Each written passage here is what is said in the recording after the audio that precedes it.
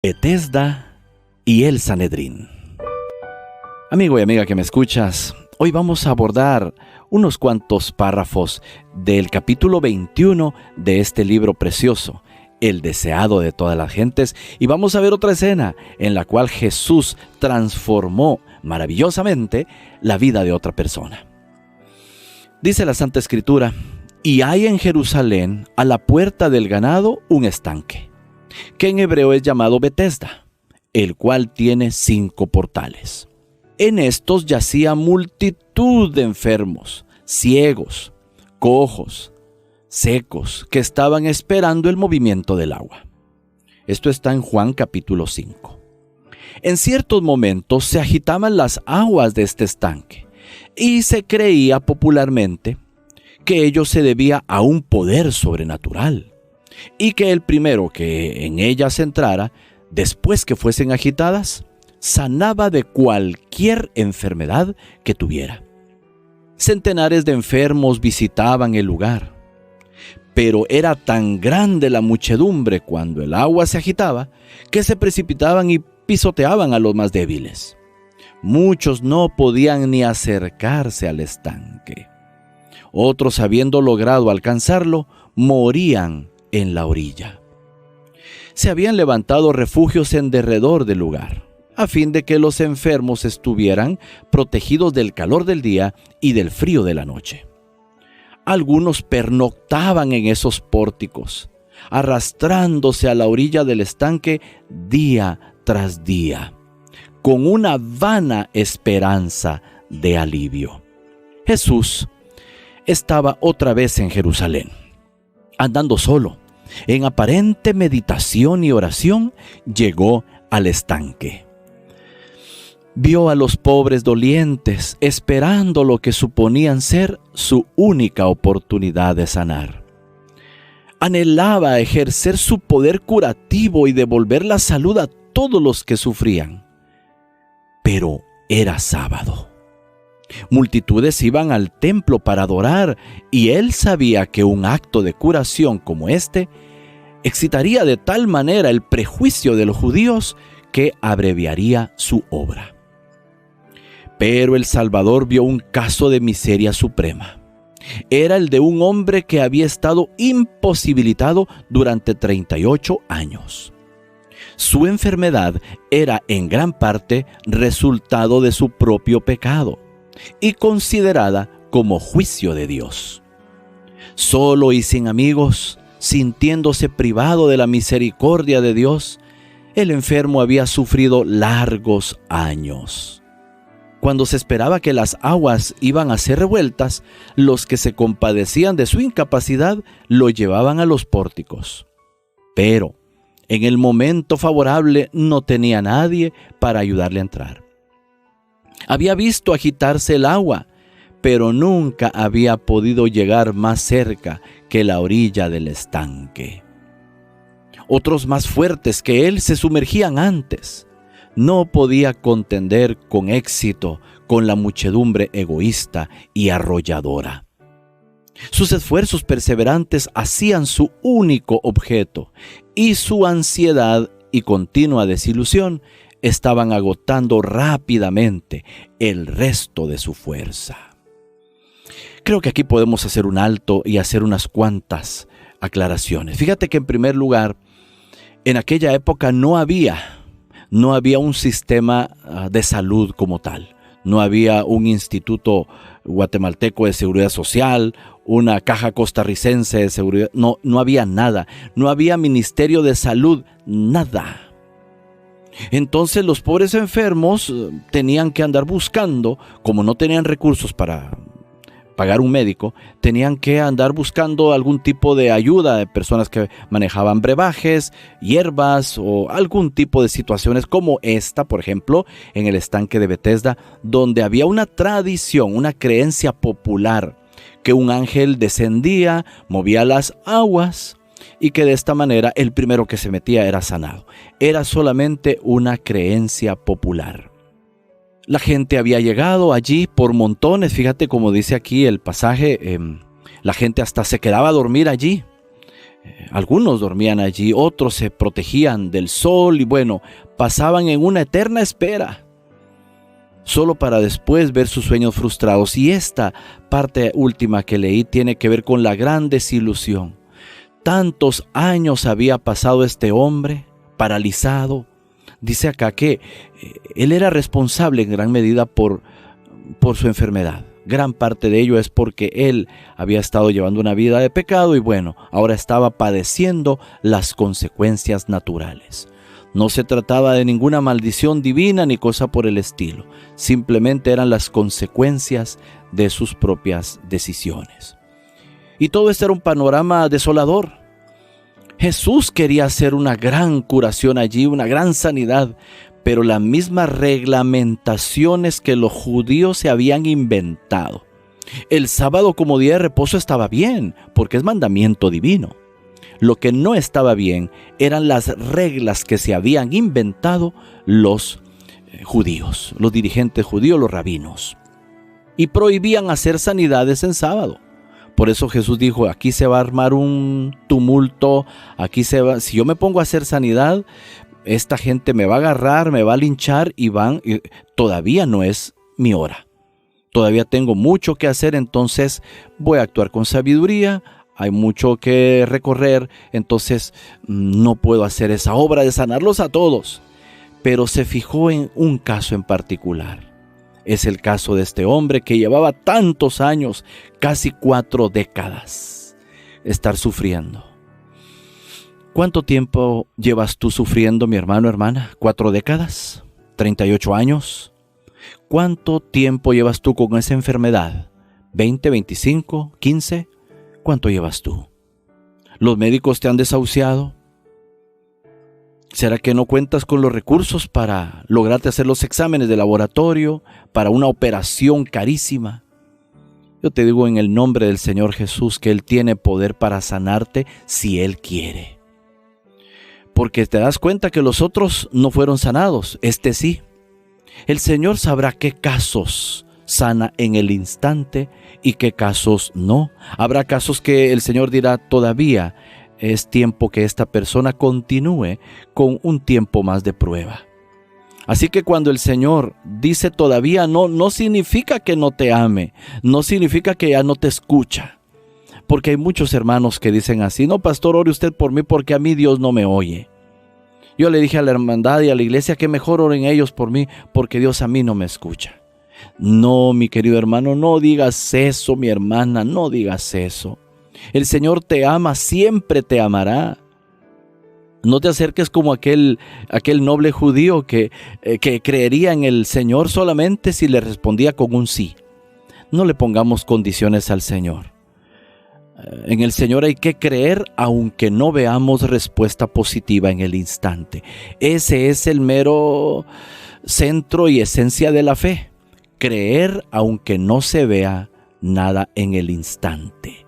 Creer aunque no se vea. El mundo dice ver para creer. Nosotros decimos creer para ver. Aunque para ver toque esperar 1 año, 2 años, 5, 10, 15. Este hombre llevaba 38 años esperando su milagro. Hasta que el Señor Jesús dijo, ya lleva tantos años, no, definitivamente, por sí definitivamente voy a hacer el milagro. Y entonces viste que hizo la excepción con él. El Señor sana a unos, a otros no, a unos sí, a otros no, porque Él sabe que cada caso es diferente. Cada caso lleva distinto tiempo, cada caso es para distinta persona, distinto plan para cada uno, unos maduran más rápido que otros, en fin, Dios sabrá por qué a unos sí, a otros no. Nunca dudes de su amor, aunque tú digas, pero ¿por qué, Señor? Nunca dudes de la sabiduría. Tenemos un Dios que nunca se equivoca. En todo caso, si hay una equivocación, es la nuestra, porque Dios nunca se equivoca. ¿Y en qué nos estamos equivocando? En desesperarnos. Nos estamos equivocando en que nuestra fe flaquea. Estamos equivocados pensando que el Señor ya no nos oye, que se olvidó de nosotros. Entonces, Dios no se equivoca. Simplemente le está esperando el momento indicado. Él sabe cuál es el plan para cada uno.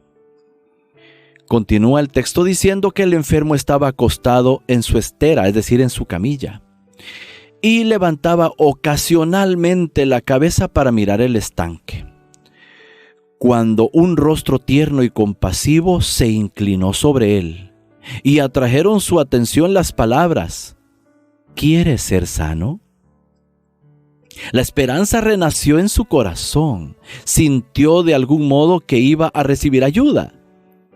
Pero el calor del estímulo no tardó en desvanecerse.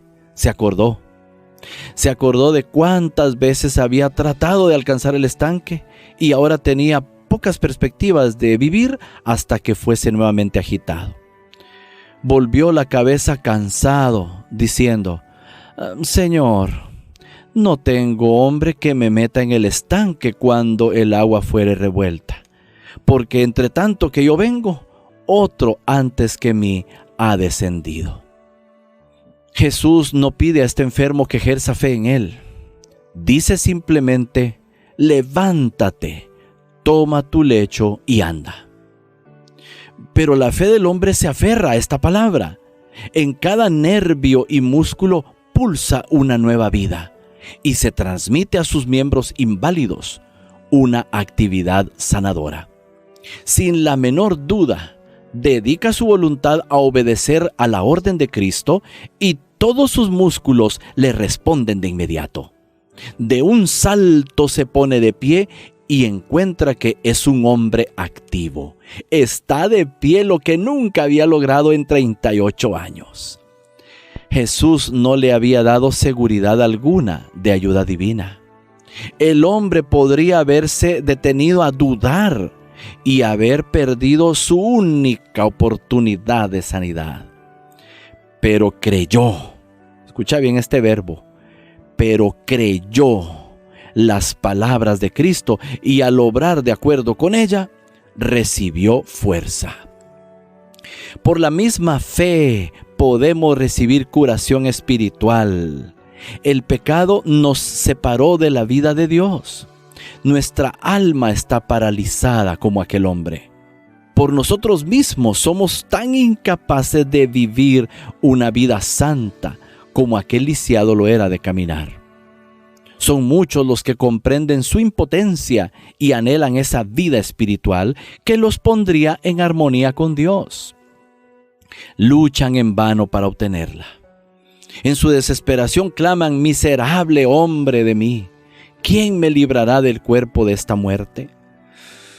Alcen la mirada a estas almas que luchan presa de la desesperación. El Salvador se inclina hacia el alma adquirida por su sangre, diciendo con inefable ternura y compasión: ¿quieres ser sano? ¿Quieres ser sana? Él os invita a levantaros llenos de salud y paz. No esperéis hasta sentir que sois sanos. Hermano, hermana, por favor ponga atención a esta palabra porque es importantísima. No esperéis hasta sentir que sois sanos. Creed en su palabra y se cumplirá. Poned vuestra voluntad de parte de Cristo. Quered servirle y al obrar de acuerdo con su palabra recibiréis fuerza. Cualquiera sea la mala práctica, la pasión dominante que haya llegado a esclavizar vuestra alma y cuerpo, por haber cedido largo tiempo a ella, Cristo puede y anhela libraros. Ay, hermano, hermana, tengo que repetir esta parte porque es demasiado importante. Cualquiera sea la mala práctica, la pasión dominante que haya llegado a esclavizar vuestra alma y cuerpo, por haber cedido largo tiempo a ella, Cristo puede y anhela libraros. Él impartirá vida al alma de los que estabais muertos en vuestros delitos. Librará al cautivo que está sujeto por la debilidad, la desgracia y las cadenas del pecado. Así es, yo estoy seguro en el nombre de Jesús que hay en este momento personas escuchando estas palabras, estos textos, estos párrafos, pero que no es casualidad. El Señor ha hecho que tú en esta hora te hayas conectado a la radio Esto no es casualidad. El Señor, el Espíritu Santo, hizo que tú cambiaras de emisora y te pusieras en esta, para que escucharas estas palabras de esperanza, que así como aquel paralítico de Betesda fue sano en el preciso instante en que creyó, porque el poder del Señor quería sanarle en ese instante, así también tú puedes recibir la sanidad que tanto esperas. Pero no solamente una sanidad de algún asunto físico, sino también una sanidad en tu mente. Romper con un vicio, con una pasión, ser libre de una enfermedad mental, algo que te agobia, ser libre de la desesperación, de la incredulidad, ser libre de la depresión, de la ansiedad, de la envidia, del rencor. ¿Quieres tú ser sano? ¿Quieres tú ser sana de eso? ¿Hay algún vicio que tú no puedes dejar? ¿Hay algo en lo cual te has esclavizado y estás allí y no has salido de ese círculo vicioso? Yo te digo en el nombre del Señor Jesús que nuestro Salvador tiene poder para librarte de ese vicio, para ponerte a caminar en el sendero de la santidad, sin la cual nadie verá al Señor. Como decía acá, todos nosotros somos paralíticos. Somos paralíticos espirituales, porque se nos hace imposible caminar como personas santas, como personas sin pecado, como personas, así como Jesús, que andaba siempre sin pecar. Para nosotros eso es así imposible. Solos, sin la ayuda y asistencia del Espíritu Santo no podremos, pero en esta hora el Señor nos infunde esperanza para que, fíjate, así como aquel hombre pudo empezar a caminar luego de 38 años, nosotros podamos empezar a caminar, dar nuestros primeros pasitos y empezar a tener un vocabulario más saludable, empezar a tener pensamientos más saludables, empezar a tener sentimientos libres de envidia, de rencor, de dolor, de sospechas, de intrigas. El Señor quiere darte sanidad en esta hora, no solamente a los que están en un hospital, en una cama, a los que estamos enfermos espirituales, que lidiamos con distintos problemas de nuestra espiritualidad, de nuestro carácter, aquellos que tenemos problemas con otras personas, problemas matrimoniales, problemas de salud mental, de depresión. Hay tantas personas deprimidas, hay tantos con intentos de suicidio, pero en esta hora el Señor le dice a cada uno: hijito, ten fe. Así como sané al paralítico de Betesda, te puedo sanar a ti también. El paralítico sanado se agachó para recoger su cama, que era tan solo una pequeña camillita y una manta. Y al enderezarse de nuevo con una sensación de deleite, miró alrededor buscando a su libertador. Pero Jesús se había perdido entre la muchedumbre. El hombre temía no conocerle en caso de volver a verlo. Mientras se iba apresuradamente con paso firme y libre, alabando a Dios y regocijándose en la fuerza que acababa de recobrar, se encontró con varios fariseos e inmediatamente les contó cómo había sido curado. Pero les sorprendió la frialdad con que escuchaban su historia. Con frentes ceñudas le interrumpieron preguntándole por qué llevaba su cama en sábado. Recuerda que era pecado alzar algo más pesado que un pañuelo o una cáscara de huevo. ¿Por qué llevaba su cama así levantada? Eso era pecado en sábado. Le recordaron severamente que no era permitido llevar cargas en el día del Señor. En su gozo el hombre se había olvidado de que era sábado y sin embargo no se sentía condenado por obedecer la orden de aquel que tenía tanto poder de Dios. Contestó de manera atrevida: el que me sanó, él mismo me dijo: toma tu camilla y anda. Entonces le preguntaron quién había hecho esto. pero él no se lo podía decir. Esos gobernantes sabían muy bien que solo uno se había demostrado capaz de realizar este milagro, pero deseaban una prueba directa de que era Jesús a fin de poder condenarle como violador del sábado. Estos hombres estaban más preocupados por esos reglamentos que se habían inventado ellos mismos que por la salud y el bienestar de la gente. En su opinión, no solo había quebrantado la ley sanando al enfermo en sábado, sino que había cometido un sacrilegio al ordenarle que llevara su cama. Estos hombres, estos religiosos, no pretendían ayudar a nadie, solamente pretendían tener ínfulas de ser gente estricta, rígida, que eran fieles a mandamientos sin amor alguno. Mi hermano, hermana, esta es una gran advertencia contra el legalismo. El legalismo hace que la gente no tenga amor por los demás ni amor por Dios. Lo único que les interesa es que se cumplan reglamentos, que se cumplan tradiciones, y de una manera severa y de una manera sin amor alguno. Lo único que quieren es andar condenando y censurando a aquellos que ven que están mal. Mi hermano, hermana, Cristo no es así. Cristo ama a las personas que estamos en necesidad.